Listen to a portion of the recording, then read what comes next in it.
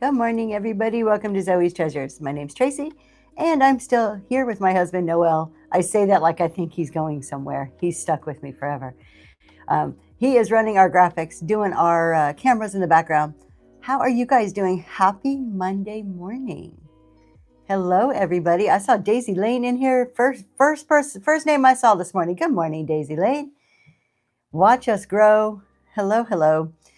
All right, y'all. So as usual, there are a few items in the bin. So in the auction tab, I will run pre-bids throughout the show. And good morning, Rawson.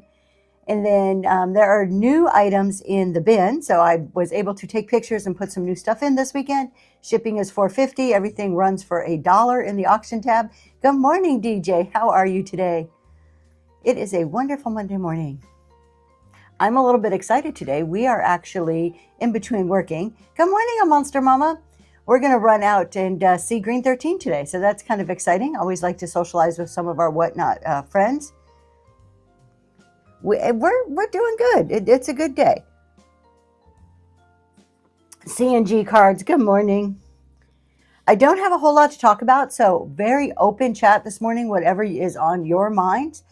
I will follow up with a few Monday mornings. We always follow up with a little bit of the topics from the night before. We were all over last night.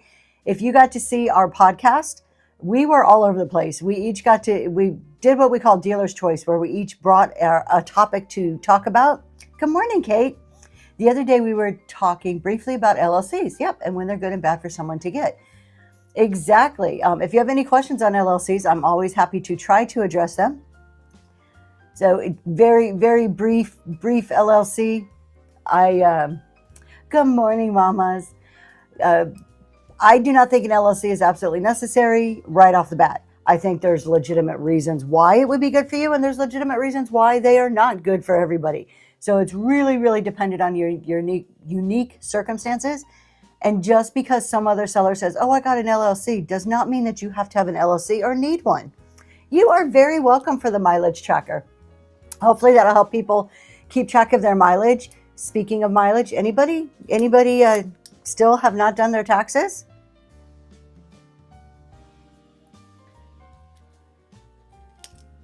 I finally finished my own. I did my own over the weekend. So that's a big to-do checked off my list.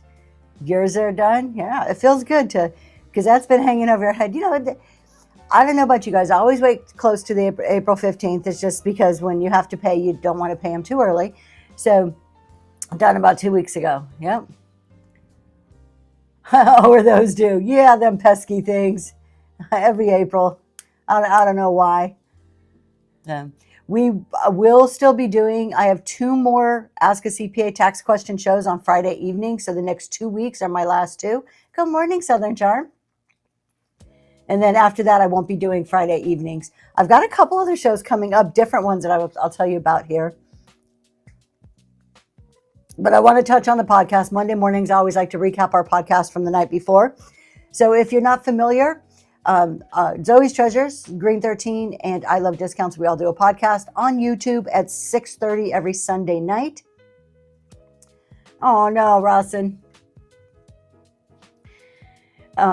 So we do a show every Sunday, 6:30. You know what? I woke up roaring to go, but I don't think my mind's caught up yet this morning.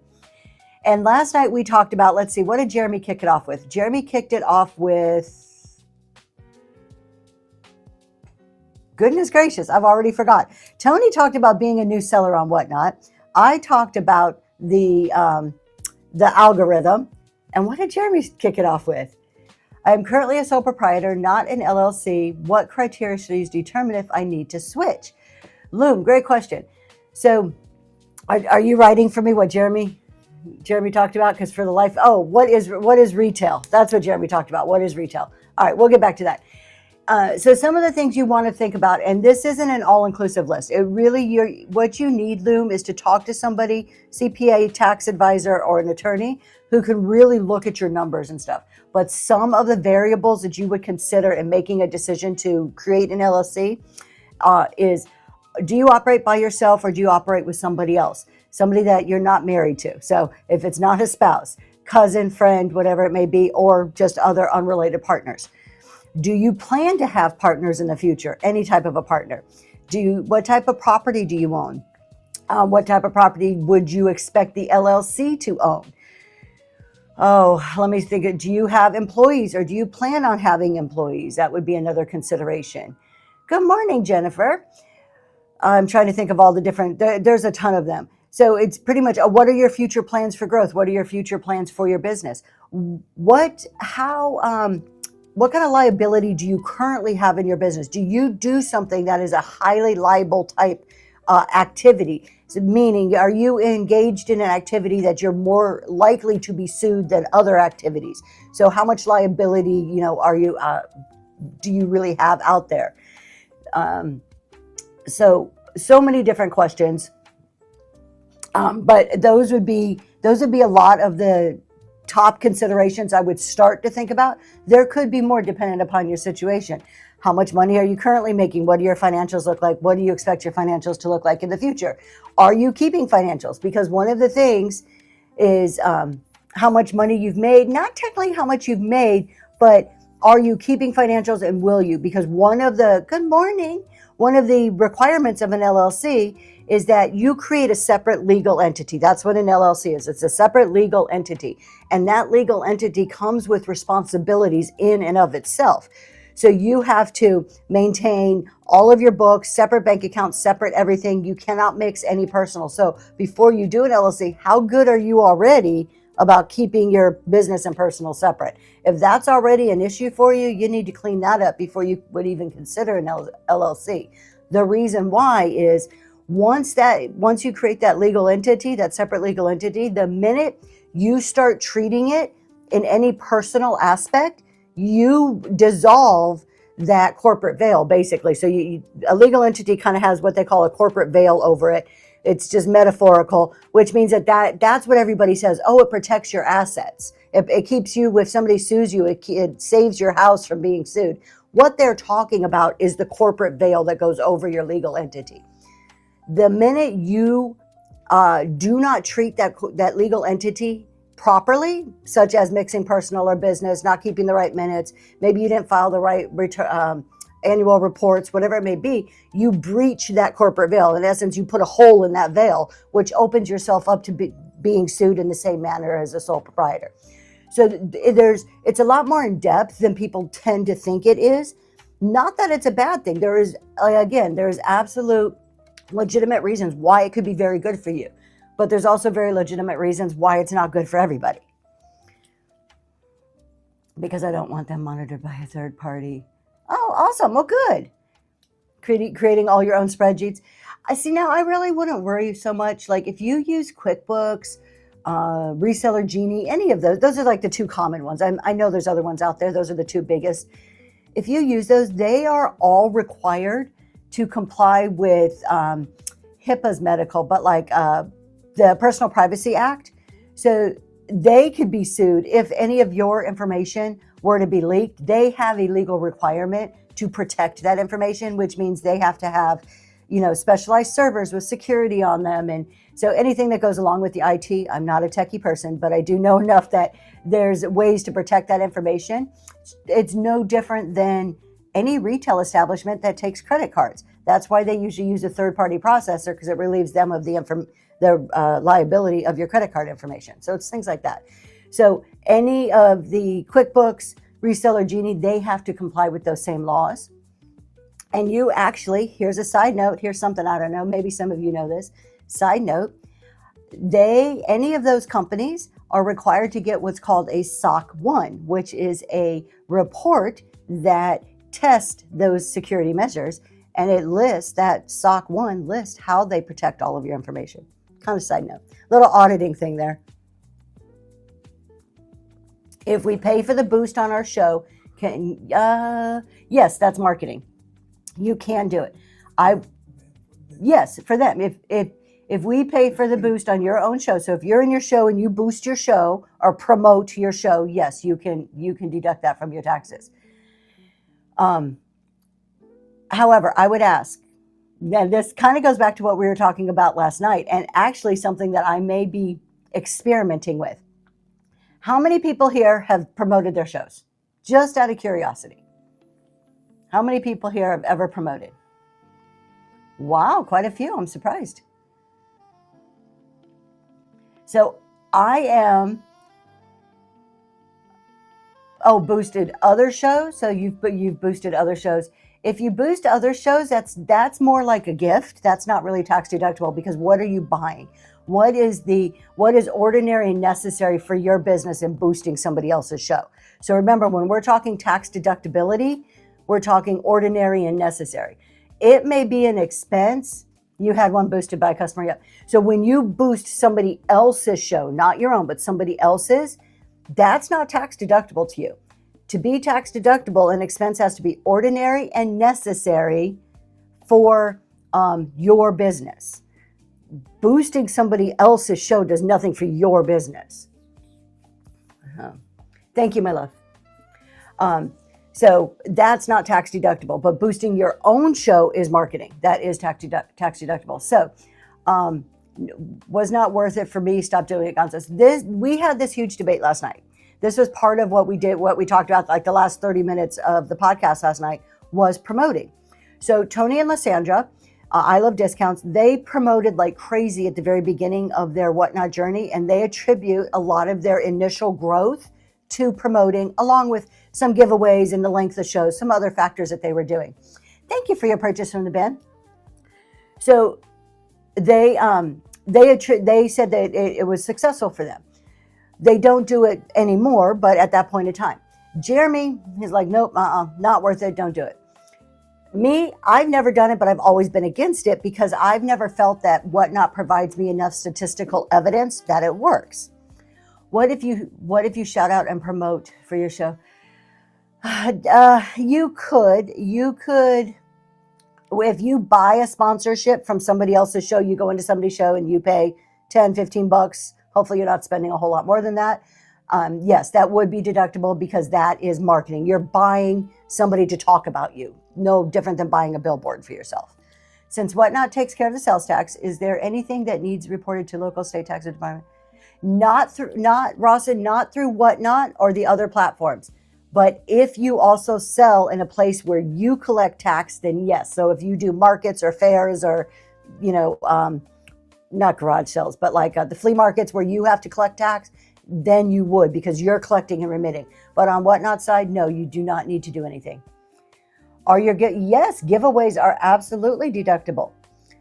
So think about a giveaway. This is how a giveaway is deductible. One, it's marketing, but you buy something, right? You either are taking something from your inventory to give away. So you bought it, you put it in inventory, or you're buying specific stuff like postcards or stickers or something. So you're spending money as an expense. So if I bought postcards, I do vintage postcards on my CEO affirmation card. Speaking of, let me get one going. CEO affirmation card, postcard. Thank you for reminding me. So when I buy those go into my marketing expense because I know I'm going to use them for giveaways. If you put something in your inventory, the minute you give it away, you take it out of inventory, record it as an expense at that point in time. So yes, anything that you do as a giveaway is absolutely tax deductible for you. And the shipping that goes into it, because you have to pay for that shipping, so that portion of the shipping is also deductible. So if we go back and talk about the promotions, and I do see some pre-bids, we'll get to those in just one second.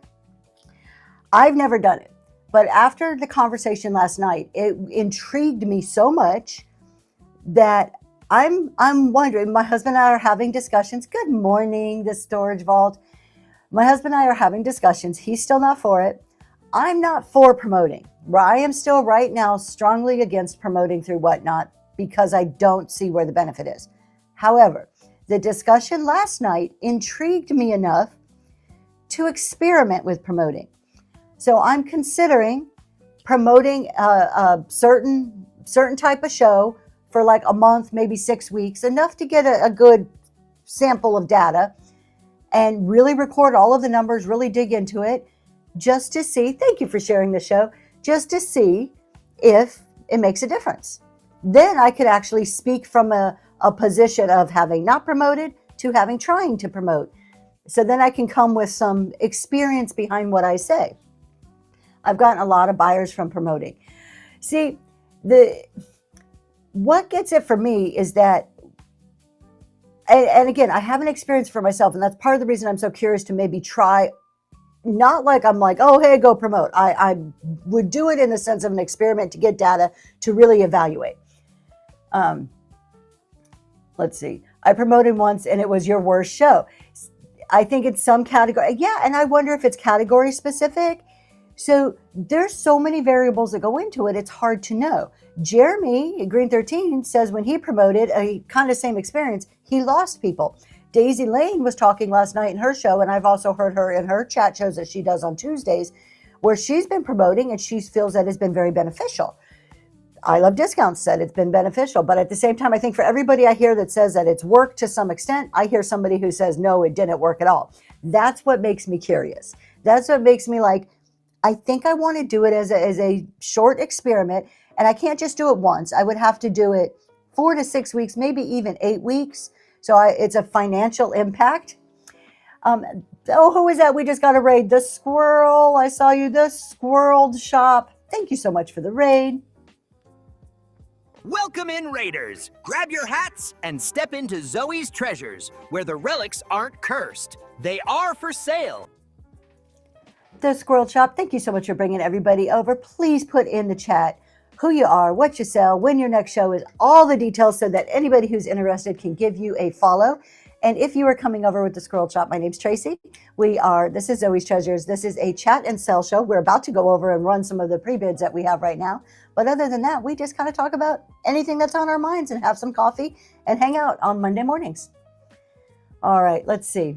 What did I miss any questions? And if you have questions, put them in the chat. It is open for discussion. Anything's on the table today.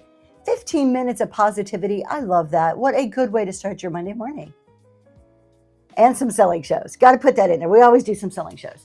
All right, let's run some pre-bids here. We're going to just move this out of the way, and then we'll get back to talking about promoting. I would love your guys' thoughts on promoting. I would love to see me too. That's my thing. I want statistics. I did it 3 times, but need more data. People keeps moving too fast. People came, but only had 2 buyers from promotion, and 3 times and once one.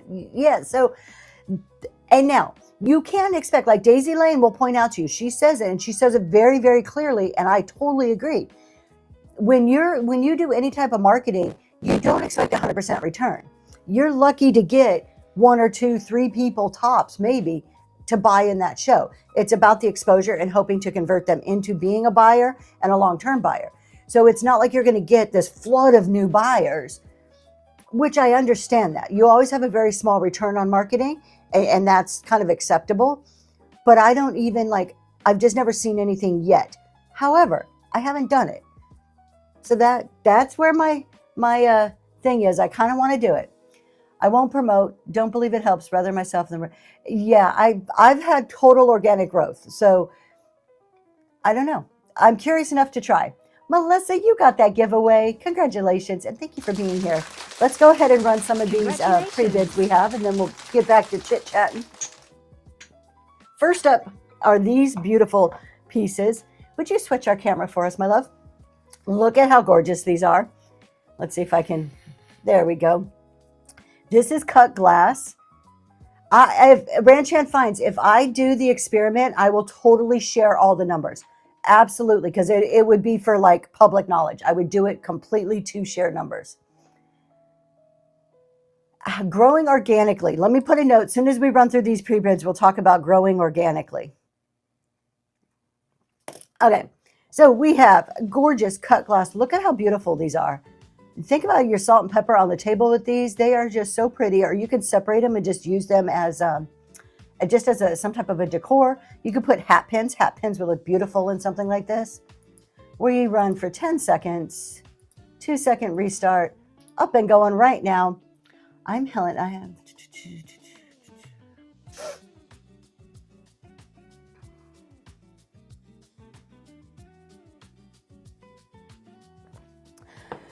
Derb 41326. Thank you so much. Congratulations. That is going to you. And that was a first purchase. Ducks in the chat. Thank you so much, Southern Charm. I probably should turn on my iPad so I can see people's first purchases. Let me do that too. Let's see. All right, we'll open up the iPad. All right, up next is a hair receiver. Check out this hair receiver. I don't know why I love these things so much, but I will pick them up every single time. So we have a little hair receiver, those sweet little purple flowers on there. Little glare. There you go. Now you can see it.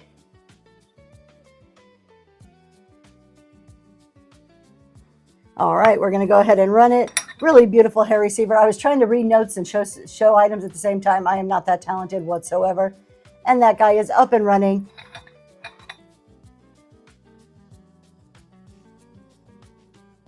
Thank you, Southern Charm.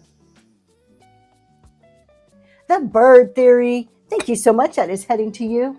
I think those are so cool. And the story behind hair receivers, I think, is super fascinating.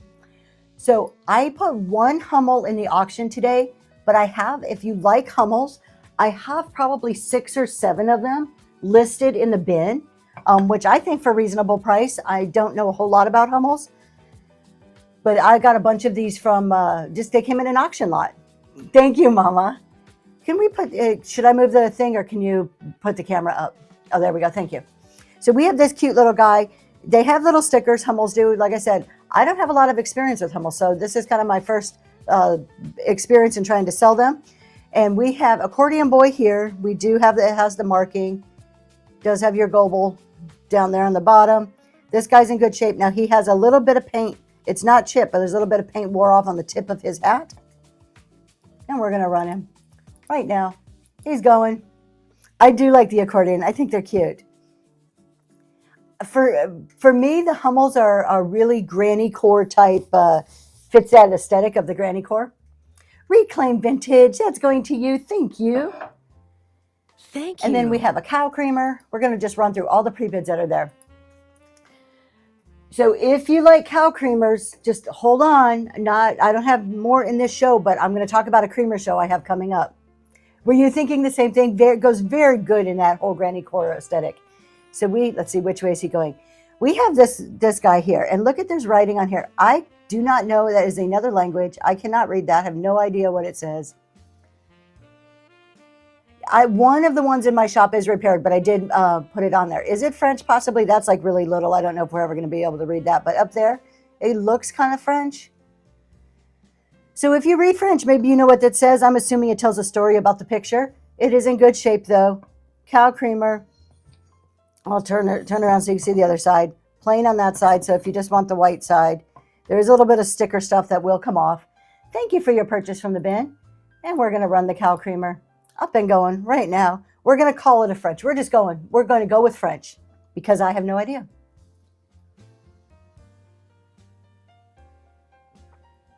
Grammy G, thank you. And then last up for right now is a Limoges teacup, little dainty, what do they call it? Oh goodness, the name of this is escaping me. It's not teacup, Demitas cup, is that the proper saying there? So you've got your courting couple. You can't have vintage without courting couples. There's your Limoges made in France. And then you have your saucer. And you've got your Limoges back there. I love the color too. The color is really, really pretty. With the gold, there's not even paint wear on there. This is in great shape. And that's running right now.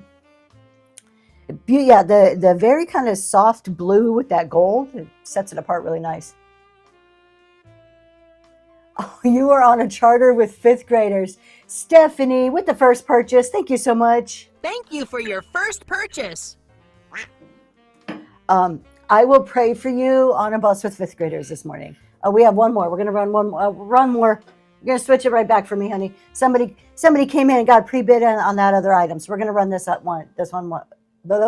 this item also. This one has, I think this is unique because you have your lusterware just at the top and the bottom. And then the rest kind of looks like a normal vase, not a lusterware vase. So I thought that was pretty neat with those blue flowers and just that little touch of the lusterware. And do we have a maker? Made in Brazil, I think is what that says down there. But not actually who makes it. 5 inches tall. And it is really clean on the inside. It doesn't, sometimes when people use the vases, you can tell that it's been used as a vase, but this one's nice and clean.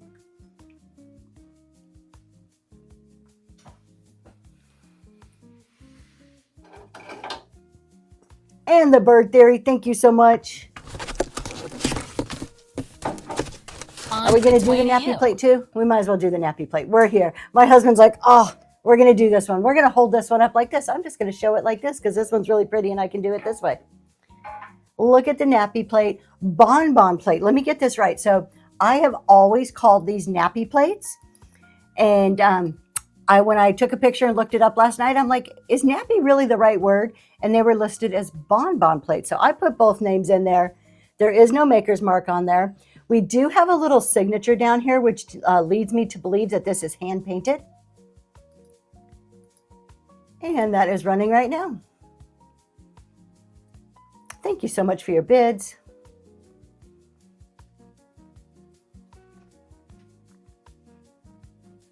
Ranchan Finds, thank you very much. We'll set it up here so you can see it in the background. All right. Let's get back to talking for a little while.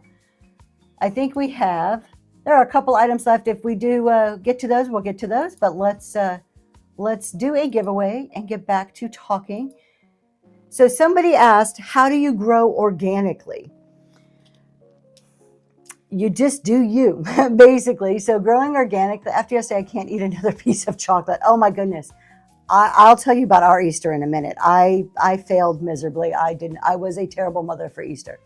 Consistency, the scroll chop, absolutely. So organic growth comes from doing you and doing it frequently, being on as much as you can, showing up when you schedule shows on time, having an anchor show, and just doing you over and over and over again. Good morning, Sassy Mia.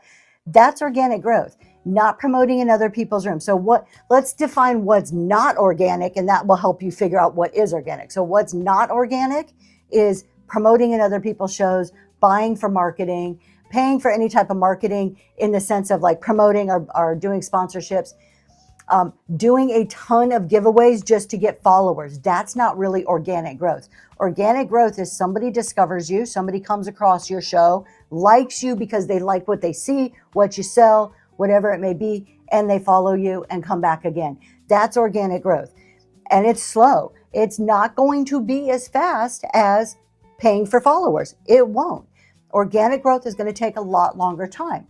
However, in my mind, the way I've always looked at it, do I want to grow organically with people who choose to follow me of their own free will because they wanted to, and come back to my shows again because something intrigued them enough about my show to return another time?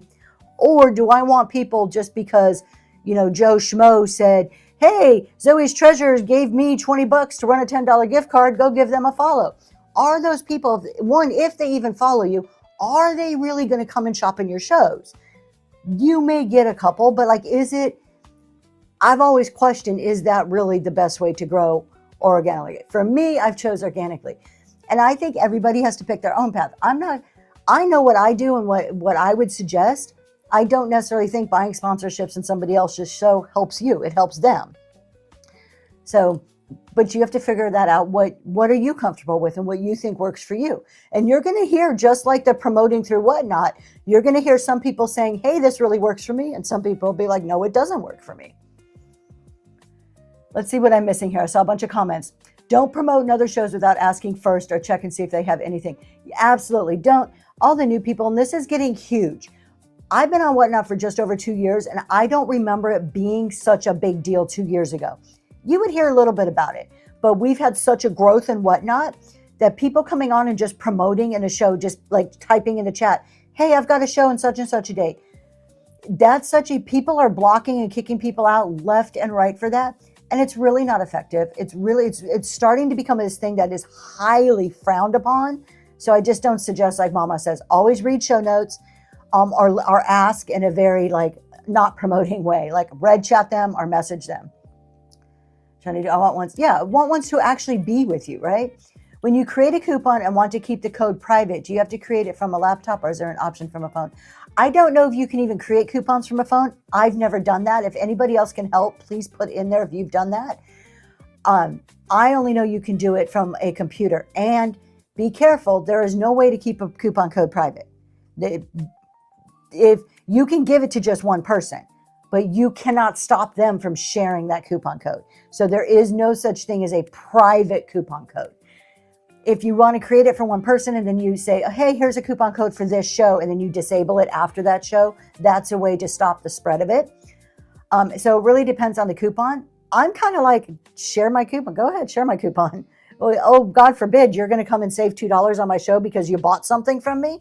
So I take the approach that you want to share it, share it. It just means someone's going to buy from me.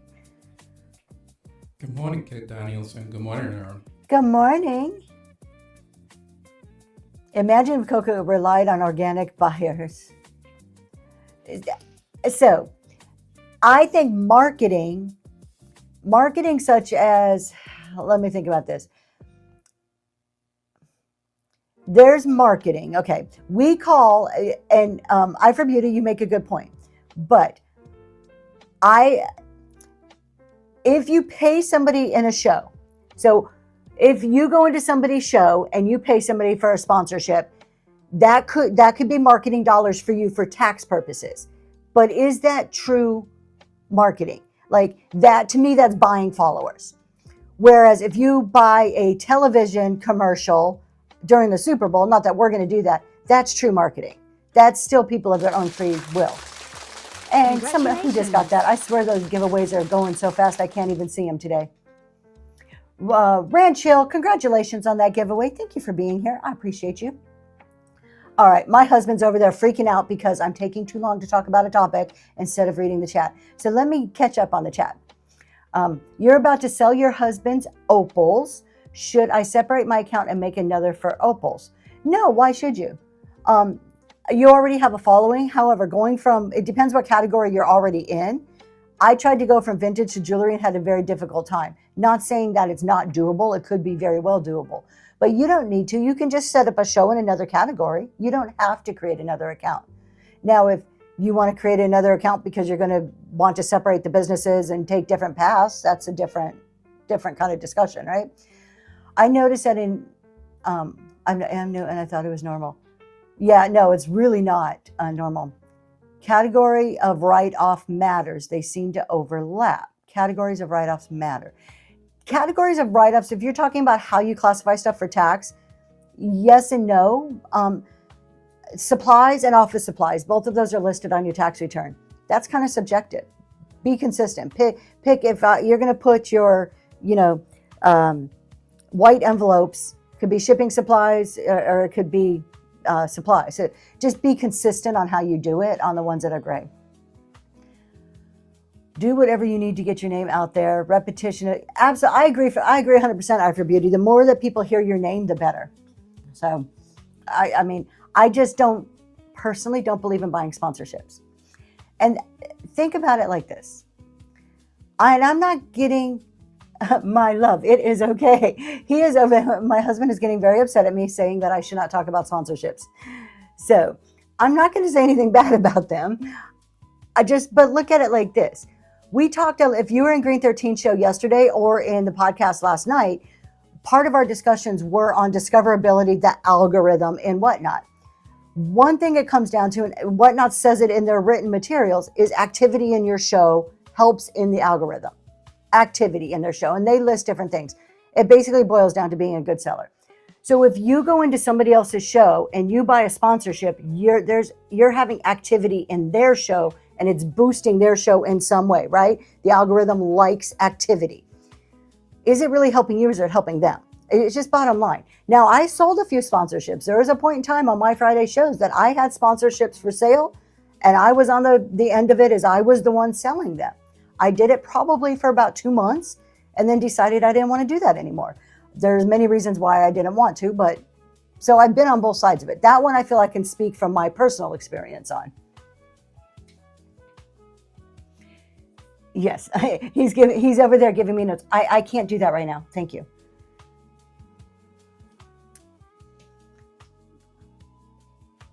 All right, I think I'm caught up on this. Any other topics we're going to talk about?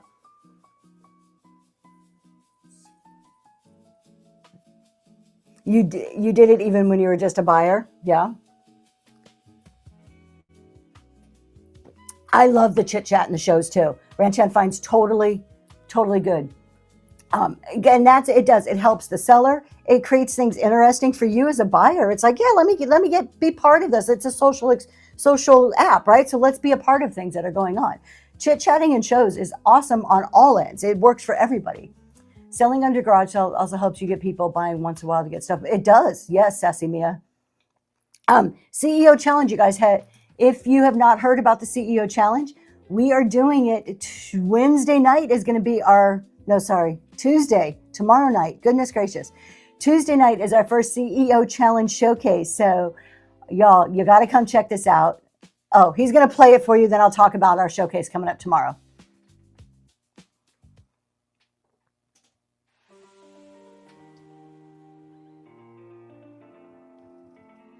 Six sellers growing, learning, building through weekly challenges, building a business, not just a show. Welcome to the CEO Challenge. There you go. He's updated that now to show our 6 sellers. So we have 6 people that are participating in the CEO Challenge, and they're going to be on tomorrow for their first showcase. So tomorrow night's raid train showcase. So basically I kick it off and we will raid each seller of the 6 into each other over the course of about 2 hours. And it is going to be a chat show format. So if you like chat shows, come tomorrow night. Not all of them will be chat shows, just this first one. But each seller tomorrow night has 15 minutes, and they're going to tell you why they chose to be on the CEO Challenge, why they're here, what are they working on this month. So they're opening up their businesses to you to follow along and watch kind of what's happening, what metrics they're choosing, what they're going to work on in their business this month. So it's going to be a really cool kickoff tomorrow. Come and see that. And then follow them along and watch their growth as a business. And if you want to do this in your business, and you're not one of the 6 and you want to do this, DM me. We do have a link to a Dropbox where every week on Tuesdays we put in the new week's challenge and you can follow along at home. So kind of list a lot of the same information that the participants are getting and what they're doing, you can also do. So we did have a couple of questions. Let me not miss some of these. Found with Love Vintage, any tips on how to make unbundling big orders? I don't necessarily know if I have tips just on how I do it. So if I have a large order, let's just say somebody bought 10 vintage items and I can't fit them all in one box, but one not in their infinite wisdom stuck them all in one box. I wrap everything up first. So I pack, do all my bubble wrap, get it all the way that it's ready to go into a box. And then I take my first box. I usually, for those type of orders, I usually do like a 12 by 14 by 12 by 10 box. And as I'm putting them in the box, I'm looking at the size of the items and the size of the box, and I'm putting them in there, I'm marking them off. So I just click on a computer screen. And this may be a difference. I do not ship on my phone. I use a computer to do my shipping. So I bring up their order and I click the little unbundle. And as I put each item and fit it in the box, I click that as part of what I want to unbundle. When that box is full to the safety amount of stuff that I can put in there, then at the very bottom it says like unbundle. You click the button and it'll create that box. It just kind of separates that order. And then I know I have all of these items that go in that box. Usually what's left will fit in the order that's still there. I don't know if that helps you. That's how I do it, and it seems to work very easy for me. So let's see what else am I missing here. Hopefully that answered your question. If not, put some more in there. And if I'm not answering it, maybe somebody else can also try to help in the chat. There's a frenzy. This is interesting, Caroline's. There is a frenzy of people asking you to use their logo and name in your shows with promise of a raid. I would not do it. I'm not going to market for somebody else unless it's like the CEO Challenge, which is part of the raid train I'm doing. I will promote those 6 sellers throughout the whole time of the challenge. Other than that, no, this is my business. Why? That's like Burger King going into McDonald's and saying, hey, while you're selling your Big Macs, can you also tell them how great my Whoppers are?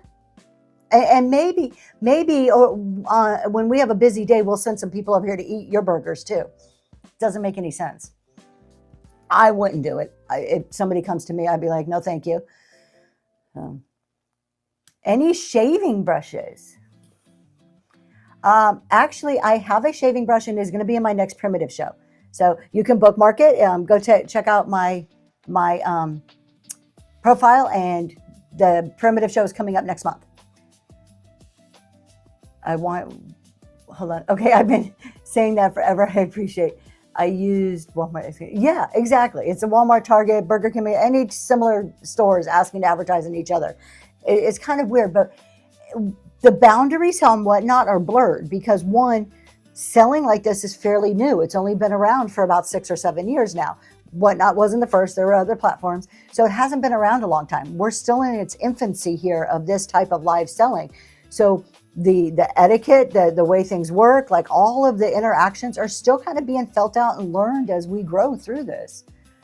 I will wrap my items and figure out the box and what will fit before I unbundle. So, yep, that's same thing, Crystals. I wrap first and figure out what fits in what box before I unbundle. It just makes it so much easier. I have mentioned other booksellers in my show, but only if I purchase from them. That's just it. That's how I kind of feel about promoting, is that if I say your name, it's because I've bought from you or I've had a good experience with you. There's some interaction that I have had at some point that makes me feel comfortable in saying, hey, go check this person out. You will notice that when I get a raid or something kind of random like that, if I'm not super familiar with the person, I'm like, hey, go ahead and put all your information in. And if people like it, they can follow you. So I'm not personally like saying, oh, this is a great person. If I don't know you, I'm not going to say that. I try to, hopefully my word means something at the end of the day. It's social selling app and community and competition and hearing didn't, which comes first? Let's see. That's what we did. So Fountain Vintage says it was about $240 worth of glassware. First, we couldn't even figure out. Oh, yeah. Okay, good. So I think everybody kind of unbundles probably the same way. It's a social selling app, a community competition, and hearing different views, which came first. There is a lot of people that says community over competition. At the end of the day, if you are a seller on this app, you are a business. Good morning, Kim. You are a business. Your business has to come first before everything else. You have my business, and I do not say this in a way to be mean or bad in the community. My business comes before the community here. I am here to make money. I am here to sell stuff, right? That's the goal of my business. My business, thank you. My business is not to lose money. However, the community feature here can help expand my business. So if I embrace the community feature, I can use that in a way that helps expand my business. What does that mean? That means I need to be giving. I need to be part of that community. There is a way to be giving. There's a way to be, community focused, be friendly with other people, and still focus on your own business. They can harmoniously, is that the word? It coexist with each other. I should have bought from, oh, thank you so much. I had a person buy an item in my shop. Oh, hold on, I got to go back up. He's giving me the signal that I missed something. Have you discussed how to break up with a mod or how to handle when people ask you to mod that you do not want to mod? The bird theory. Let me just write this down. We're going to come back to it. I want to see what other questions I'm missing, but that's a good one. You can still run a business while embracing your community. Yes, exactly. Exactly, Carolinas. I had a person buy an item in my shop. I had already shipped the item, and they messaged me they did not want to make the purchase. They have to wait. If they get the item, they can either refuse delivery, and it'll be sent back to you, or they can get it and then request a cancellation. That's the only way to do it. But you got to do you, as far as you have to follow the rules. If they didn't request to cancel within 2 days, you have to ship the item. So because you don't want to hurt your own business just because they're not responding to you. I feel like it should be in a show notes promo if you want, or no promo today, or whatever you prefer. It's awkward when people come in and keep asking. Tucker's, yes, I think I think putting it in the show notes is helpful. I think it's really good. The problem is a lot of people don't read show notes, unfortunately. I always recommend that's the first thing you should do is read a show note. So I think if you're a seller who is adamantly against promoting or really just don't want it in your show, put it in your show notes. I just don't think people should ask either. I think it's rude asking. I think if you want to ask, you could do it in the red chat. Good morning, the sassy vintage chick.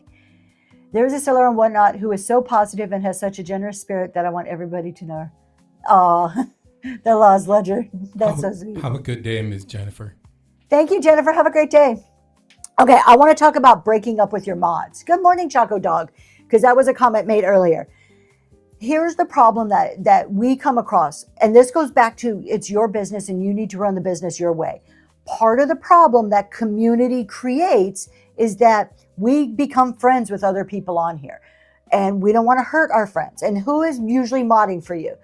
Either really like buyers, customers that are there frequently may ask to be a mod or may be your mod, or somebody you're friends with. So these are people that we don't want to hurt their feelings. People get butt hurt way too easy on this app. I'm just saying, it's like high school again, or almost elementary school, that you can be like, well, I don't like brown hair. And instead of being like, okay, cool, you don't like my hair, guess what? The person over there likes my brown hair, we're good. Instead of just being like, it's okay, and accepting that not everybody's gonna like you, we get butt hurt over things. So part of it is we all need to grow up a little bit. The other side of that is it is your business. No is a complete sentence, and it is okay to use the word no without you worrying about how somebody else is going to feel about that. Now, when we say it, we can always say it nicely. There's a way to say no mean, and there's a way to say no in a nice professional manner. As for you as your business, your concern is you. Your concern is the running of your business.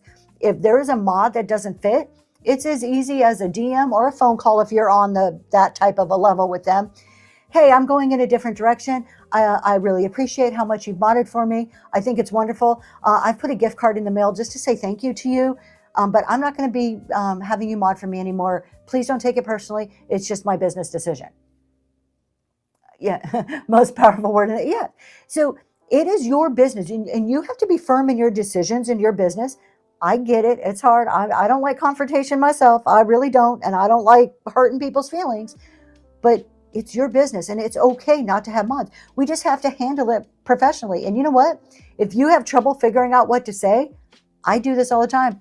I take what I want to say and I put it in ChatGPT and I say, help me make this sound nicer. Help me make this sound better, because I know I can come across very direct and harsh at times. To her misfortune, I'm her mod, and she can't get I rid of can't me. kick him out. Tell me how to get rid of my mod. Please, no. I have the world's best mod sitting over there. I love him so much. And he drives me absolutely nuts. He's a good mod. Having a husband as a producer drives me freaking insane. Yes, I still at the. It may still be the end of a friendship, but you got to do what's best for you and use chat. Yes, you've got to do what's best for your business. Are you? And I mean, there could be a multitude of reasons why you do or don't want to continue with your mod, but I would think there's some reason that you're not liking it that's hurting your business. I am preparing for life. Hold on, he keeps telling me I'm missing comments. I got your first chat trolls. They're fun, aren't they? I chose to ignore them, but they were very ugly in the chat, and just kick them out. So you can there's a couple of things you can do with the troll. Ignore them. Ignore one or two comments.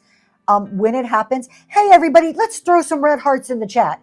Get their comment off your screen. A lot of your supporters in the room, they will try to do that. You have the same problem, Richard. They'll try to do that for you. So you can just ignore it, try to move their comment up. If they continue to be a problem, you can address it. I don't like the way you're speaking to me or my chat. You're going to be removed from my show, and just kick them out. Boot them. Just get them out of there. You don't have to make a big deal about it and go right on with your show. I do suggest being prepared ahead of time. My first troll threw me off. I got all flustered, and then it throws off the rest of your show. So if you're a new seller, or you're just a seller who's lucky enough not to have had trolls yet, think through, what am I going to say? How am I going to handle it? So it doesn't impact your selling and ultimately your bottom line in that show, because it will. If you get flustered, it affects your bids. I for Beauty says he has been preparing for live selling experience since 1977, almost as long as I've been alive. Talking to myself. There you go. Yes. Is there a standard way to ask a question in the red chat?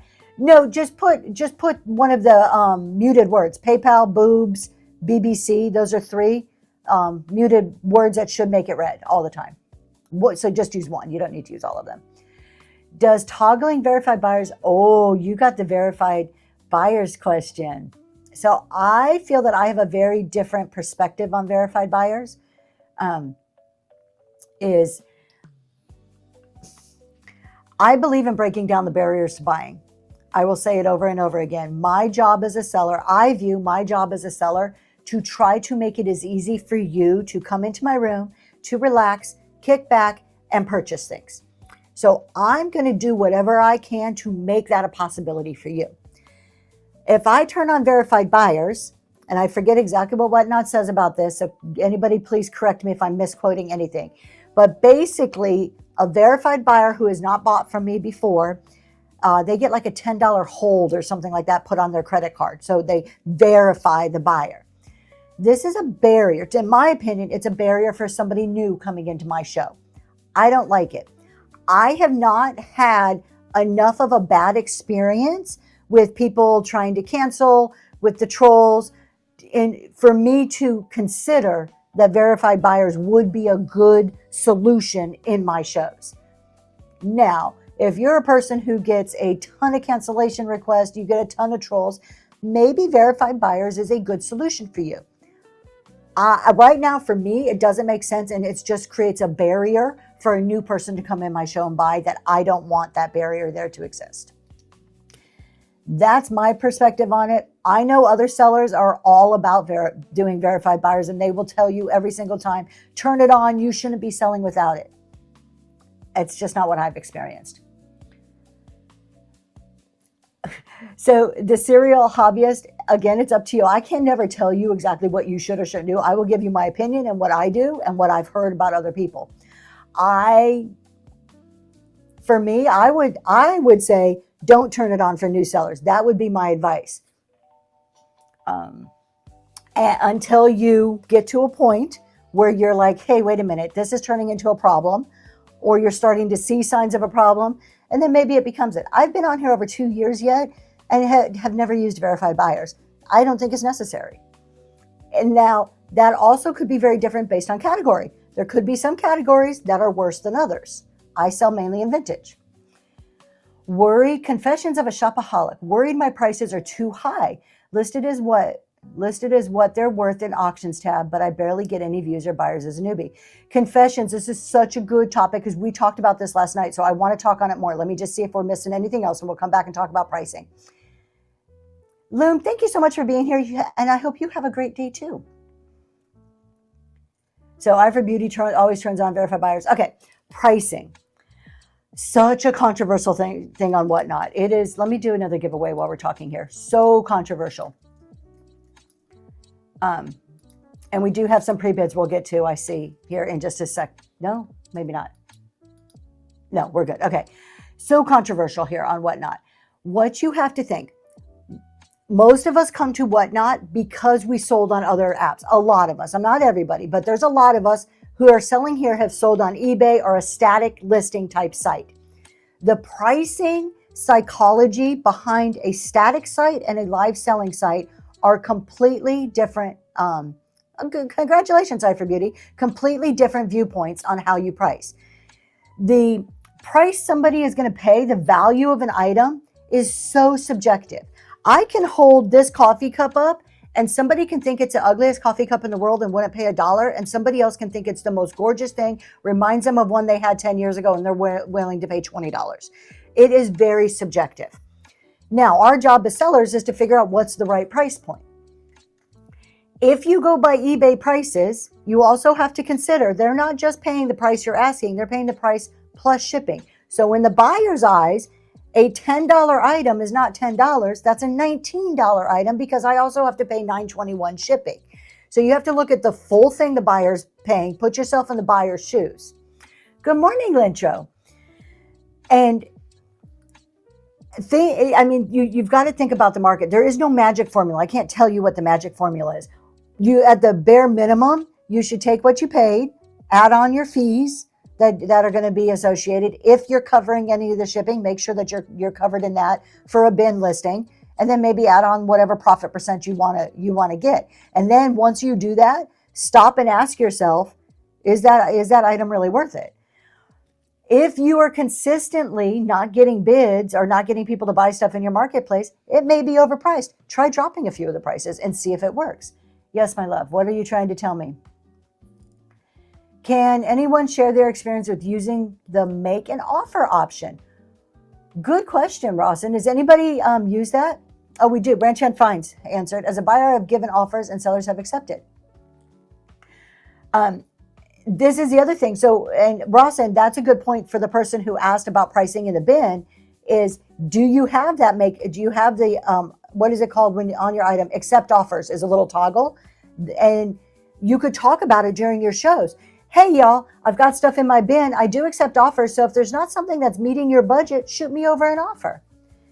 And then that may encourage people to be like, oh, you have something listed for 20. I'm more willing to pay 15. Will you take 15? And it might help you sell some stuff. How do you decide to list in auction tabs or bin? What is the difference when setting up your show? So it's what you want to auction versus what do you want to have for sale just statically, basically. So for me, I always have certain items that I am auctioning. You should know this. Before you go into the show, you should know what it is you're trying to sell. Whether it's 20 items, 100 items, a pallet full of items, you should know these are the items that I want people to bid on and I want these to sell. Then you have items that you're like, I am not going to show these live. I am not going to try to sell them, but I do want them available for people to fill their box up or whatever else. Those are your bin items. You don't have to have bin items. There is no requirement to have bin items. You can come on this app and purely do auctions. There's pros and cons for having bin items. What if another seller asks if they can promote shows while they are live? We talked about that, Eye for Beauty. How do flash sales exactly work? Hold on, let me go back to Caroline's. I've just seen that make an offer option. I love that option. I think is how to turn that on. Just in your item. So go to your inventory tab, open up the item, and you can click the make an offer and turns it on. How do flash sales exactly work? I tried it during a show, but does it only run during the show? Flash sales only run for the time that you set it to run. It can do, I forget what the lowest is, like, I don't know, maybe 30 seconds or a minute or something, up to 2 hours. So it only runs for the time that you tell it to run. I feel flash sales are cool. I mean, they can help incentivize people. If you have a whole bunch of items and you want to get rid of them quickly, you can flash sell them. I feel that's clunky in the way Whatnot set it up. If you want to run a bunch of flash sales before your show, you have to go right before your show and turn them all on one at a time. I find that very kind of clunky to do. So I don't do them a lot. I experimented with them at the beginning and then just found the use of them. I wasn't getting enough sales to justify the time I was spending having to turn them on and then edit after the fact. And the start time is only during the show. No, you can run flash sales even when you're not having a show. Christy Mott, excuse me. Congratulations on that giveaway. Thank you for being here. We're going to start another giveaway. You can do flash sales at any time. You can run flash sales as long as your item's available in the marketplace, and it'll be a flash sale in the marketplace for people to find. People actually go to the marketplace and search flash sales for looking for good deals on things to buy.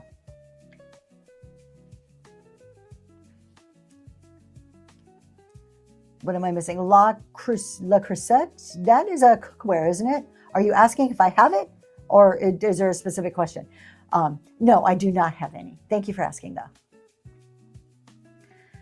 Did I miss any questions here?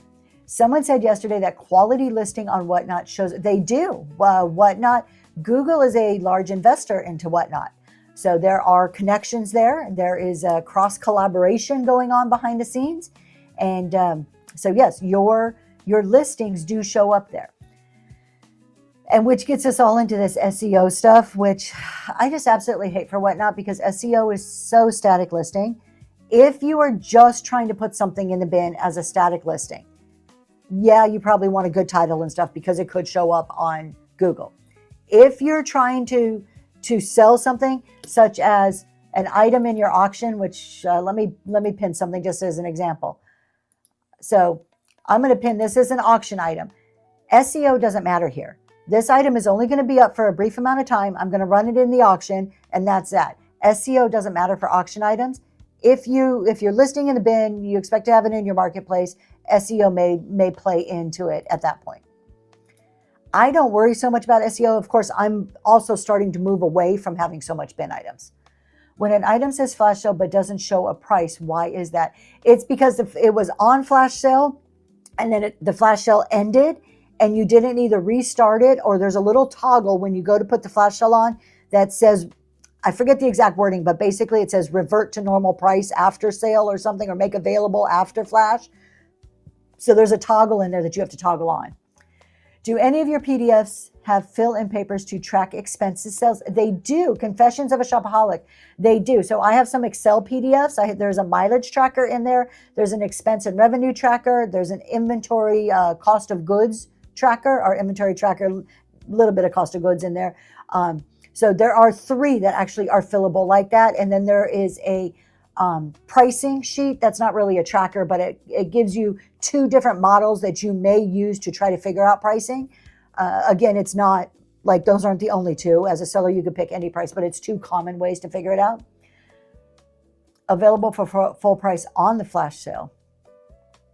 Crystal, I'm not sure what you're asking. I have a different, so Sassy Vintage Chick. I have a different strategy. I list almost everything, and after my show, make it available. I sold 12 items this weekend for Marketplace. That's awesome. That is great. I think, and see, again, there's no like right or wrong way. And I think it comes down to, I utilized my bin far more, and this is when I did it. And this is just my kind of journey on whatnot. When I had higher pricing, not everything would sell in my shows. So anything left over after I had a show would go into my bin for sale. Sometimes I would bring it back out in another show to show, but I would have it in my bin. Since I've gone to dollar starts and lower shipping, I typically have sold out shows. I'm not saying that in a braggy way, but you put something for $1 with next to nothing shipping, it usually sells. So I don't have a lot left over to put into my bin. I have a few of my higher priced items. This show is the only show, my Monday, Wednesday show are the only shows that I utilize the bin for. And at the end of the month, I clear it all out and I start again. And it's a concentrated strategic effort just for Monday, Wednesday shows. And they're very specific items, very small, easy to ship items. Can you explain a little overview of what the PDFs are? Absolutely. I will get to that in 1 second. Wasn't asking, answer. Oh, thank you so much, Crystals. Thank you very much. Marketplace is great for those who can't or don't. Exactly. It is. I mean, if you like it, Marketplace is static. Marketplace is like eBay. If that's the selling style that you want to do, we're set up for it. You get the best of both worlds on Whatnot.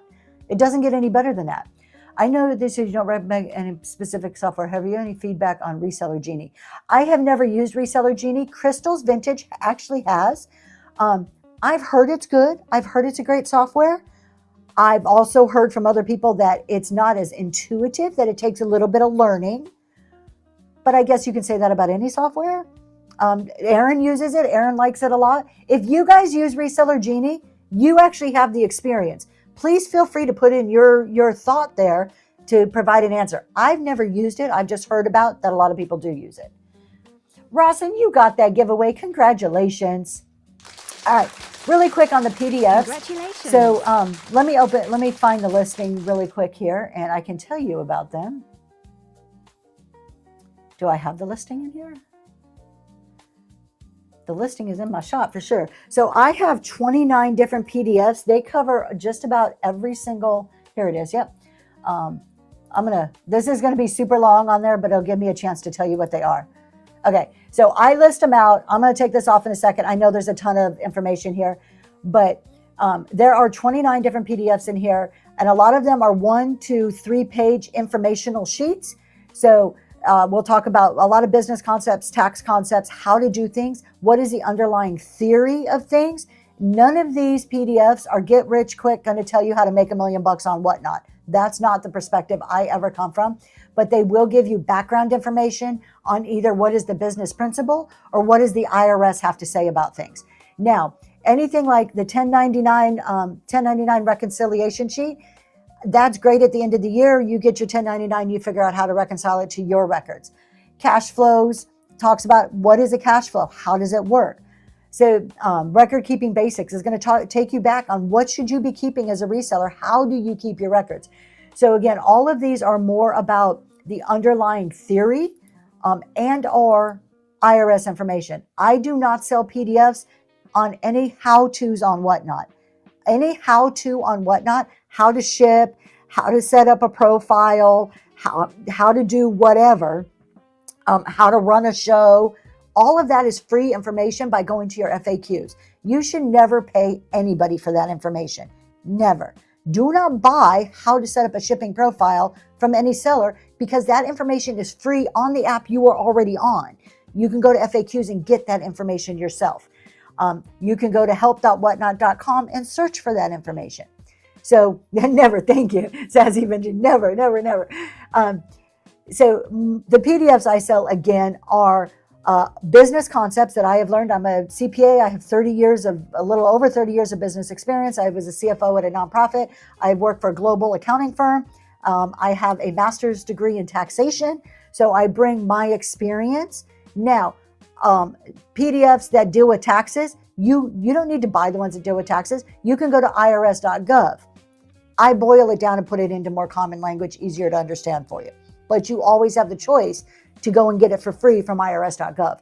And if you come to my tax shows, a lot of times, not only will I tell you to go to irs.gov, we will actually bring it up on the screen for you and show you exactly where to find it on irs.gov. So, yes, people are selling shipping, like how to set up shipping profiles.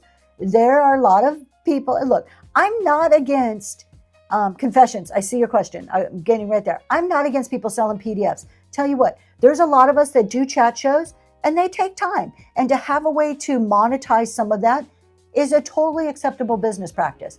What I am personally against is people selling information that is freely available on the app. That is what I do not think should be allowed.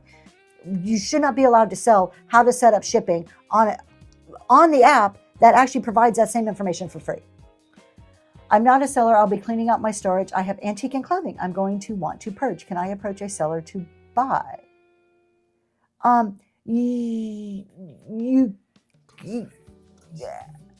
can I approach a seller to buy it for? So almost kind of like on consignment. I mean, I guess you could. There you go. Look, Dragonfly Nene right there. There you go. You can reach out to them. There you go. Just like that, and a connection was made. That's amazing. Thank you. Is it Sassy? I did not know that. There you go, you guys, right there. The Sassy Vintage Chick, she is also what they call a community host. So community hosts work with Whatnot. They have like a little bit of an insider knowledge. They actually have monthly meetings with Whatnot, and they are approved to they get some of the first information, and they can speak and kind of talk about Whatnot features. Once a month, they actually have a topic that Whatnot determines and says, okay, all of the community hosts are going to talk about this topic. And so you'll see them spread out amongst all the various categories, talking about whatever the topic of the month is. But again, they also meet with Whatnot, and they bring stuff they hear on the Whatnot streets back to Whatnot and vice versa. So it's this effort to have a people here in the community talking straight to the Whatnot people. Okay, wait, there is a question I wanted to answer. Confessions of a Shopaholic. Tax ID worth getting in the beginning, or wait until you're selling more? So when you say tax ID, I'm assuming you're asking about an EIN number. When I hear tax ID in general, there's two things people talk about. EIN. Okay, so the first one's an EIN, which is an employer identification number. You don't need one. You don't have to have one to sell on Whatnot. You don't need an EIN until you create a separate legal entity. You want to hire employees. Occasionally, a bank may request an EIN to set up a business bank account. Other than that, you don't need an EIN. Some wholesale people may require it, but I haven't come across that yet. Dragonfly, I think she was talking about the selling some Whatnot features. Yeah, you're not allowed to sell. You shouldn't be selling PDFs on how to set up shipping. That is against terms of service, which I didn't know and I learned, but I am definitely going to be quoting that from now on. Do you know? Yes, Aaron, you can share audio. Yes, you guys. It's a little tricky. So make sure you go to help.whatnot.com and they explain how to do the audio sharing.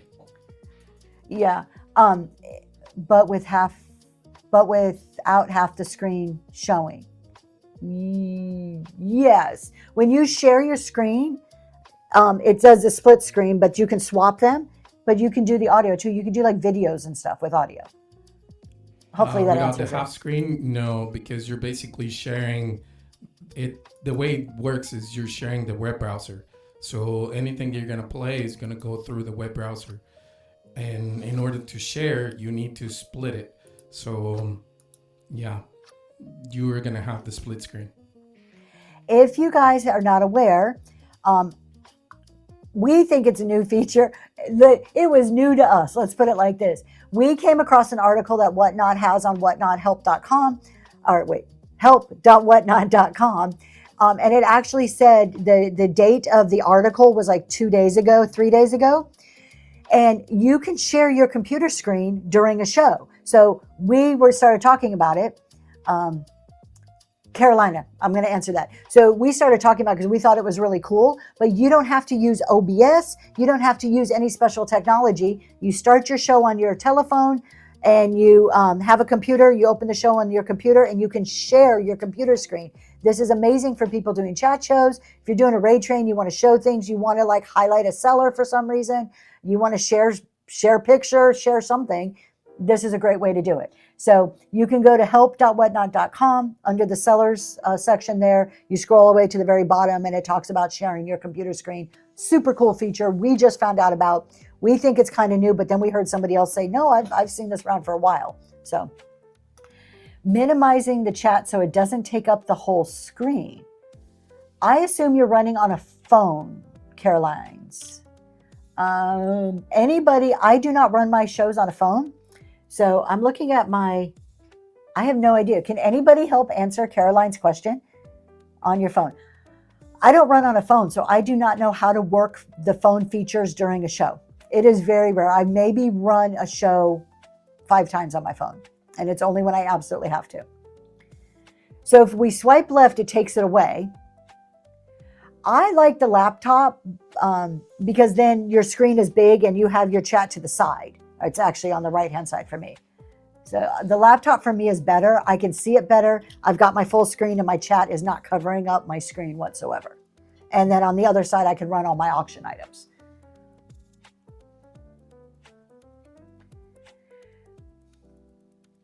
Yeah, you do need to have your chat available for your show. Sassy Vintage makes a really good point. Part of the live selling is engaging, is talking with whatever's happening in your chat. That's how people are going to request things. They're going to talk to you. Again, if we go back to what is the Whatnot algorithm like, what is, they call it discoverability in the Whatnot language, not necessarily algorithm. Nobody, let me make this very clear, because there are sellers out there selling you stuff on how to get ahead in the algorithm, just like they sell shipping stuff. Nobody on Whatnot knows exactly how the Whatnot algorithm, what the coding is, and what the secret sauce is to the algorithm. Nobody can tell you except for the people at Whatnot, the CEOs and the people who programmed it. There is no seller on here who has that information, okay? So if somebody's trying to sell you something that they're telling you this is how to get ahead in the algorithm, they're just blowing smoke. They're making things up. What you can count on, though, is under help.whatnot.com, go back. Yeah, and nobody is a Whatnot coach or mentor. There's no such thing. So you can go to help.whatnot.com under discoverability. So if you search that word, Whatnot tells you how they somewhat build the algorithm. And basically, it boils down to, Aaron, you're making me laugh. Basically, it boils down to being a good seller. I don't have my notes here from last night, but I took notes on actually what help.whatnot.com says, and it's activity. They mention the word activity frequently, which activity seems to encompass by their own kind of writing in there. Selling stuff, running stuff, and engaging with the chat seems to be activity. Nowhere in there does it say tapping on the screen. Nowhere in there does it say running giveaways. So I would suggest go and read that. If you guys are super curious about the algorithm and how to get your show up there in the algorithm, go read help.whatnot.com, discoverability, and it tells you, it breaks it down for you. Mayas, you can use 2 devices, but only one device will show the video feed and we'll give you audio. So whichever you choose to start your show with and start streaming from, that's going to be the main one, which is going to be the camera. Ms. Cynthia, it's recommended that you go into your Chrome and your web browser and clear all your cookies. Because if you don't do that often, that's the reason why sometimes it lags. And the serial hobbyist, you got that giveaway. Thanks for being here. Congratulations. Let's see if I can run this last up. No, there isn't anymore. Okay. Yeah, forgotten memories. Absolutely. You want people in your room? Sell stuff. Don't just show stuff. It likes activity. Whatnot says it in their own words. They like activity. Sell stuff. Yeah, honestly, my personal opinion, and I said this last night on the podcast, is who in the heck cares about the algorithm? Really, the algorithm mentality is a static listing mentality. If you are selling on eBay, your placing in the algorithm 100% is important because that's how you get sales. Here, how do you get sales? You get sales by hitting that go live button, holding up an item, talking about it, delivering a good experience, and selling it. That's how you get sales. The algorithm mentality here is not the same, and you can't take the one from eBay and apply it to Whatnot. It doesn't work. It's about doing what you're supposed to be doing. If you read the help.whatnot.com on discoverability, it really boils down to run a show, run a good show, have good metrics. It specifically calls out, it doesn't say account health, but it talks about all the things in your account health, shipping on time, following policies and stuff like that. So doing what you're supposed to be doing as a buyer, following the rules, doing it frequently is what's going to get you noticed. It says so in black and white from Whatnot. When you stop buying inventory or determine when you need to buy more based off sales. So that depends on your model. The more inventory you have is like money just sitting there wasting away on your shelves, but you also want to make sure that you have enough if you want to do a pop-up or if you get an offer for a raid train that you want to be on. So it really depends on your strategy. Personally, the way I approach inventory, I do a series now. I've boiled it down to about 4 shows. I run on a rotating basis. So I'm constantly sourcing for those 4 shows. I don't hold inventory for more than about a month or 2. Depending on the show type.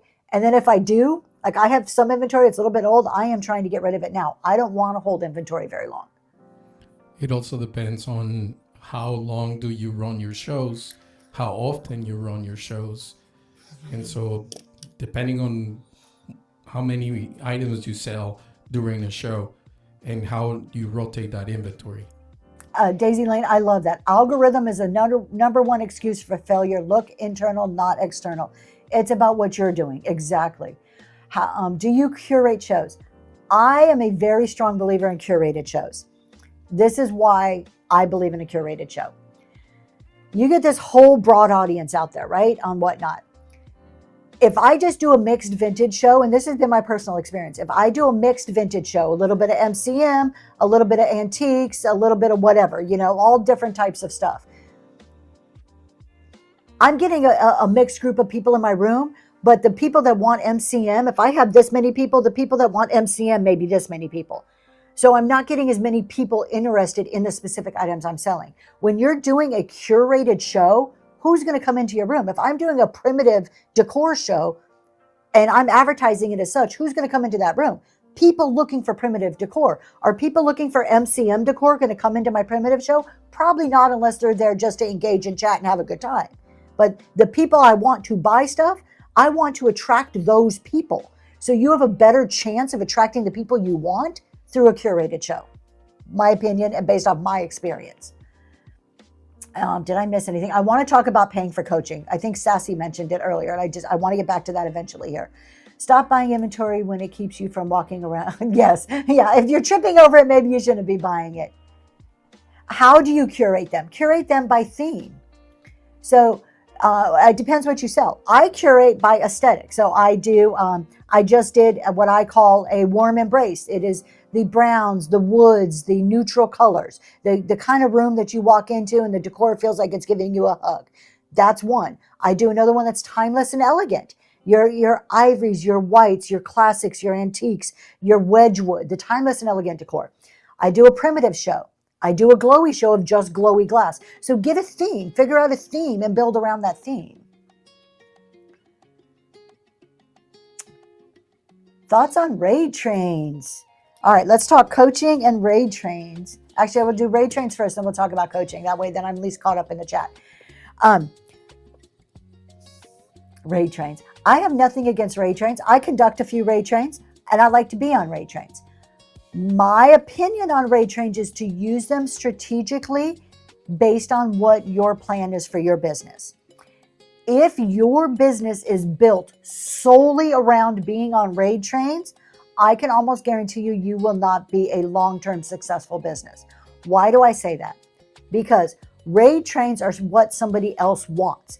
As a raid trade conductor, I create the rules that you have to follow, the theme you have to follow, or what you have to talk about. I'm telling you, if you're going to do this, this is how you're going to operate. So if you solely base your whole business on chasing raid trains, you're basically letting everybody else say how your business runs. Now, let's flip that. I, as a business owner, create my strategy, how I'm running my business, the focus of my business, the type of shows I'm going to have, how I'm going to source, how I'm going to ship. I'm creating everything for my business. Then, if a raid train fits into my model, that raid trade then complements my strategy. That's my thinking of raid trains. Use them as a complement to build your to build your business, not as a strategy to have a business. I don't like raid trains that keep me from running a show while the train is going on. And very well, I mean, a lot of the raid, look, when I do a raid train, I ask people not to run their show during the raid train because I don't want anything competing with my raid train. And that's just it. As a conductor, I have the right to place whatever rules I want. But again, if I wouldn't just rely my whole business on somebody else's rules. I'm going to run my business on my rules.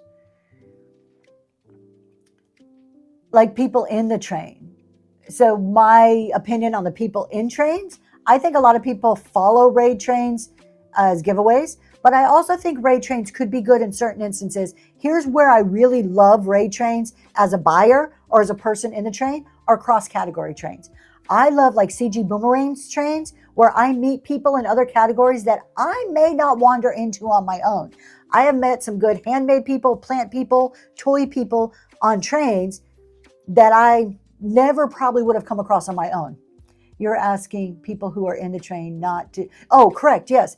If I run a raid train, now let me explain. My trains that I don't do them very frequently, and when I do, they're usually short, like 3 or 4 hours. They're not full day trains. So I say if I'm running a train between 5 and 8 o'clock at night, please don't have another show during 5 and 8 o'clock at night. It draws people away from my train.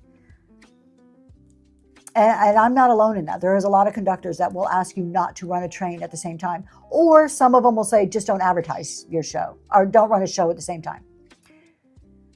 Yeah, raid trains are a great way to get people into your room that may not know you.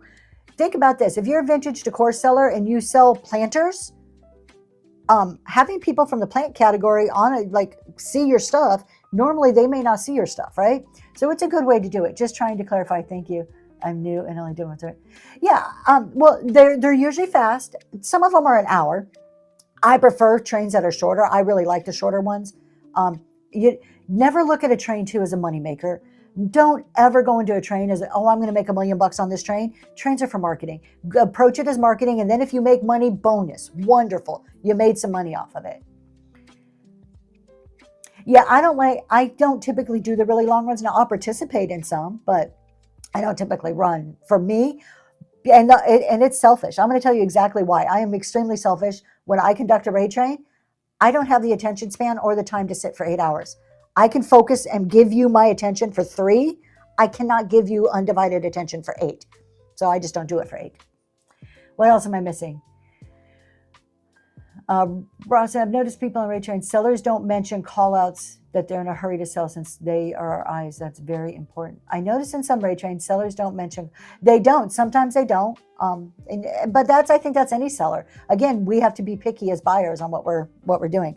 I want to talk about coaching. Somebody, I think a Sassy Vintage Chick mentioned coaching earlier. Personal opinion here, so take it or leave it. You don't like it, you don't have to listen to it. I'm going to take it or leave it. That's my personal opinion. The people on Whatnot who are selling coaching or Whatnot mentors, they could be wonderful people. I have nothing against them personally. This is no attack on a personal character in any way, shape, or form. But they're going to coach you on their success. So they're coaching you on the way they do things. You know what's wonderful about Whatnot? There's a million ways to Whatnot. That should be a commercial. They should run that during the Super Bowl. A million ways to Whatnot. There is no secret sauce. There is no one set formula that is going to make you successful on Whatnot. You are unique. They are going to teach you from their perspective. Maybe they have a team. Maybe they have, they have different circumstances that contributed to whatever level of success that they have reached. That's how they're going to coach you from. What are they going to tell you that isn't freely available to you anyways? What are you going to pay somebody $150, $200 an hour or 30 minutes to tell you that you can't get anyways? If these people were so community driven, they would be having shows talking about these techniques already in their community shows. There's no secret about it. It's hard work. It's basic business principles. It's getting out there and doing your thing and doing it again and again and again. And then improving upon it every single time you do it. It's rewatching your show. What didn't work? How do I make that better? It's having structure and systems in place to propel your business. There's no secret sauce. And paying somebody for a coach or a mentor on Whatnot, in my personal opinion, I don't get that. Somebody read chatted me, it's cringy. It's very cringy. And this is my opinion. Now, if you have paid a coach and you have thought it was successful and it has helped you, I am happy that it has worked for you. I do not believe that that is the case in most instances. I give advice suggestion for free, but always, exactly, it's your business. For a long time, I was giving away a free PDF called the 22 Tools of Whatnot. It's actually in my bundle right now. It's in the PDF bundle. There are, at that point in time, that PDF in itself is about a year old now.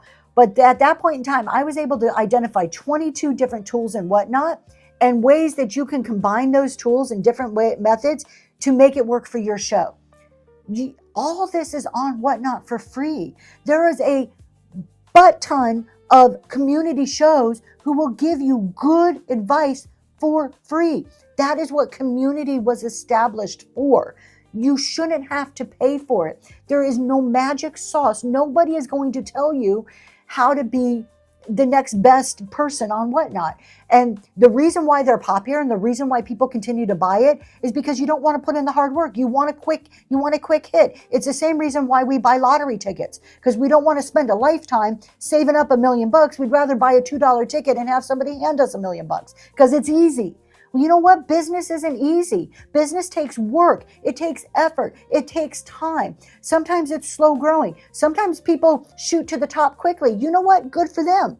Also, some people go pro and some people play football their whole lives and never go pro, right? It's called life. And it's just the way it is. Watch shows that you feel are successful and take notes. There you go. $100 SS Vintage. I'll send you my check now. I mean, yes. It's that nobody's going to tell you the secret. You know what they're selling you, what they're going to mentor you on the way they became successful. That's them. That doesn't mean it's going to work for you. Yes, I'm getting all riled up here. I usually don't get riled up on Monday and Wednesday mornings. I just usually chill, but let's see. What am I? Hold on. My screen's going wacky here. What else am I missing? Good morning. By paying them, you're making them yes. Good morning, JJ Shopper. Hello, JJ Shopper. Thank you, JJ Shopper. And the only way they're going to stop being premier shops or stop doing that is if we stop buying. This is something I've said before. We vote with our time and our dollars. So we vote. We make people premier. The buyers, it's the sales, right? That are getting them premieres. There's like 3 factors, but sales is the big one. That's the hardest one to get. If we quit voting with our dollars and voting with our time means we quit buying from the bad people, we quit watching their shows, guess what's going to happen? They will slowly die off. Will there be new ones? Yes. But we have to continue to be responsible in who we're watching and who we're buying from. You haven't gotten that in your whole roundup. It just frustrates me because a lot of them, there's just a handful that I'm aware of. I'm sure there are more out there. There are a handful that I'm aware of. I will never say their names out loud because that's rude. But there is a handful that I'm aware of, and they pray.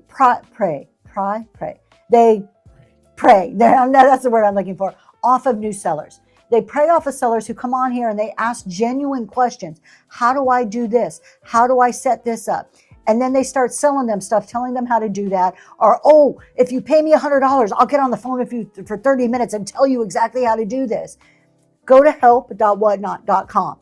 Help.whatnot.com. Everything you need to know is there. Then, if that's not enough, you should watch shows in addition anyways, not even if that's not enough. Watch shows. People like me, look, you guys have questions?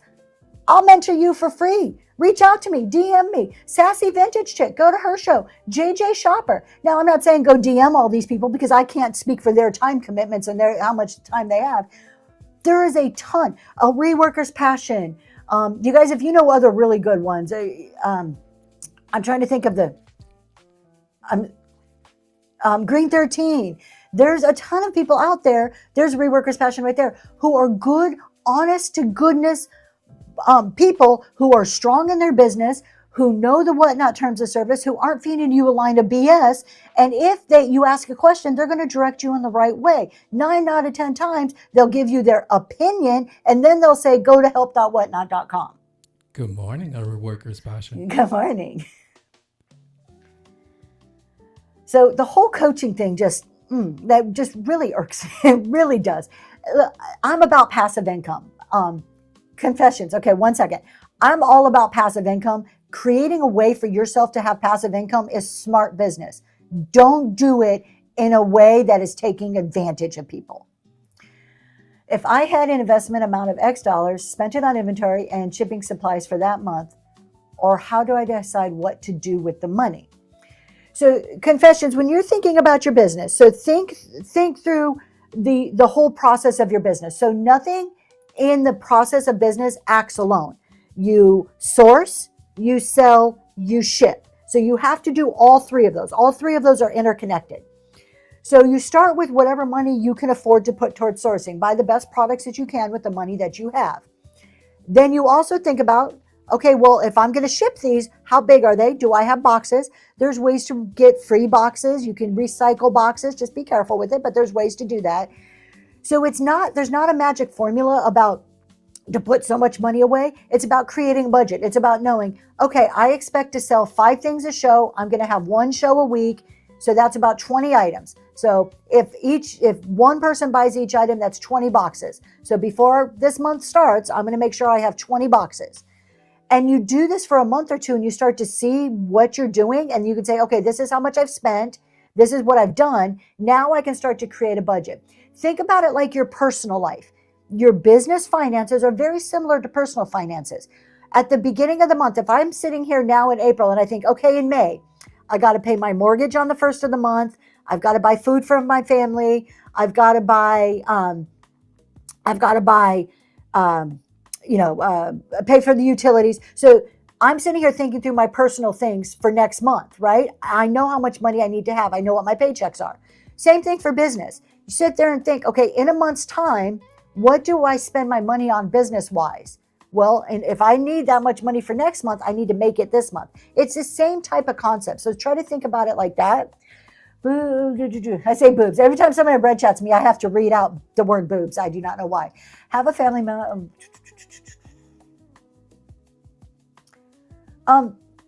DM me, Confessions of a Shopaholic. Send me a DM privately. I'm happy to talk to you through DM, and I'll give you some of my thoughts there. So that way we don't get too personal. I don't want to spread your personal stuff in a public forum. Everything's a business. When you go on here, the first time that you sell something, you just think about it as a business. But look, I try to bring this to a lot of my shows. We tend to overcomplicate things. It's not as complicated as we think. We break it down into small pieces. Good morning. We break it down into small pieces. Budgeting for your business is like budgeting for your personal. We're used to that, right? Everything we do in our business on Whatnot, we can relate to something that we have experience in and we're used to doing already. That makes it easier to do on Whatnot. Good morning, Miss Jen Hen. During non-tax seasons, you should do accounting shows for your personal fund. That's a good idea, Southern Charm. Good idea. I'll have to file that one away. That may be coming. So when you shop at a brick and mortar store, you're a buyer. You go into Target. You know what makes you feel good when you're in Target, right? You also know what pisses you off when you're in the store. So think about that experience. How can you apply those feelings in your show? Think about your shows in the same way that you think about your life. There is almost nothing that's happening in a show that you can't relate to an experience you're having outside of it, and then figure out how to make that experience good within your show. I constantly use outside experiences to demonstrate how the business principles for within Whatnot, because they're the same. It's all built on the same concepts. Really quick, just in case you have not heard, I am going to take a little quick break to plug something. We have the CEO Challenge Showcase coming up on Tuesday evening. We're going to run it really quick because I want you to know who is in the challenge, who our participants are. So I want to show you this really quick. Bookmark this for tomorrow night. Go for it.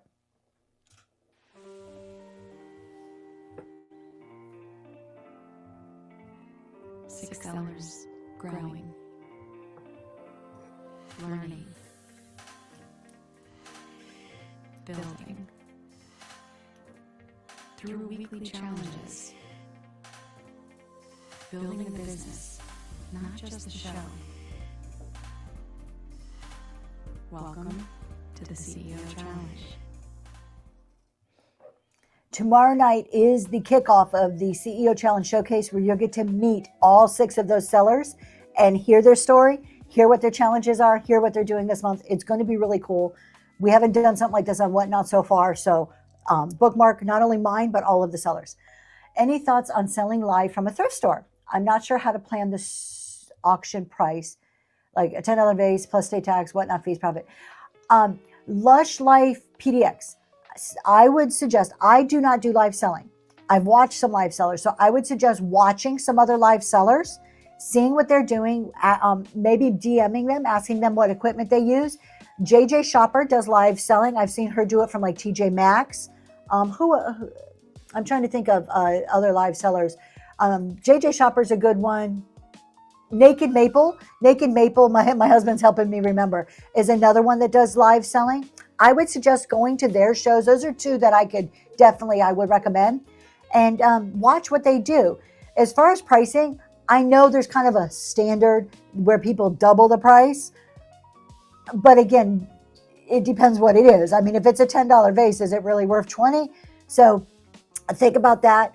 And then you can also kind of figure out if it's a $10 vase, I would do like an average of 6% taxes, Whatnot. Well, you don't pay taxes, so you don't even have to worry about taxes, but you can figure out the fees, do about a 13 to 15% on your fees, and then how much profit you want, you can add on top of it. So my big suggestion, because it's not something I do, I can't give you a whole lot of my personal thoughts about it, is watching the 2 people, JJ Shopper and Naked Maple. They both do it and do it well. All right. Confessions. I will take a look at that. Thank you so much. All right, you guys. We've been on for a while this morning. Let me just check. We're good. No more pre-bids. All right. You know what? I think we're going to head out. Have a great Monday. I actually get to go visit Green 13 today, so I'm kind of excited about that. Along with doing my regular job, I got to go do the 9-to-5 job too. So, but y'all have a great week. Please come and check out the CEO Showcase tomorrow. It is really going to be great. You can follow along with them. And if you want to follow along with the showcase at home, if you want to do the challenges in your business, DM me. We'll give you a link to a Dropbox where every week we put the new challenge in there every Tuesday. So you can follow along and do the same thing in your business. And we can all talk about how we've grown over this month. And with that, we're going to go find somebody to raid. We will talk to you later. Bye, everybody.